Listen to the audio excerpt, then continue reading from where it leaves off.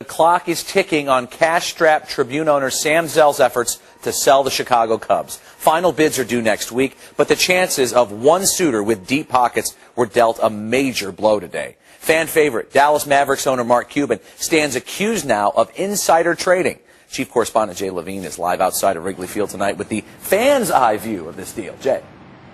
Rob, it sure will be a big deal when it happens, and for months speculation has centered on a deal involving renegade billionaires Sam Zell and Mark Cuban. Some considered it a match made in heaven, but they've had a hell of a time getting that deal done. No! Mark Cuban may be the people's choice because of his antics as an NBA owner. No! NBA controls the timeout! I know that he's committed to winning, and he is willing to spend the money and what it takes to be a winner. Sam Zell's too, because he came in with the highest bid.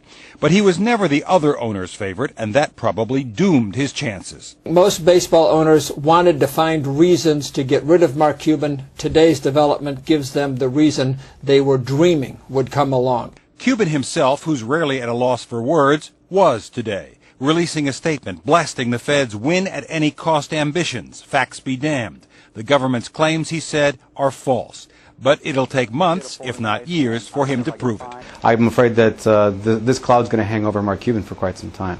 A highly placed source tells me tonight that Cuban actually called the Cubs today, explaining that this was a civil matter, not a criminal case, and shouldn't have any bearing on the Cubs' decision.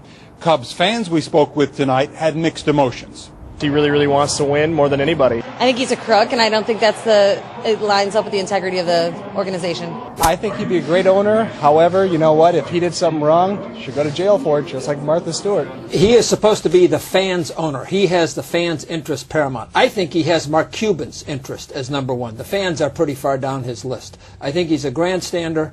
And as a Cub fan, I think we can do better with the John Cannon group, with the Ricketts group, or maybe somebody that we don't even know about yet. Now, Cuban saved himself $750,000 with those trades now are under investigation. For most of us, that's a whole lot of money. But for a guy worth billions, losing the Cubs over less than $1 million, and, well, that's the definition of penny wise, pound foolish. It does seem like a lot of money to us. Thanks a lot, Jay.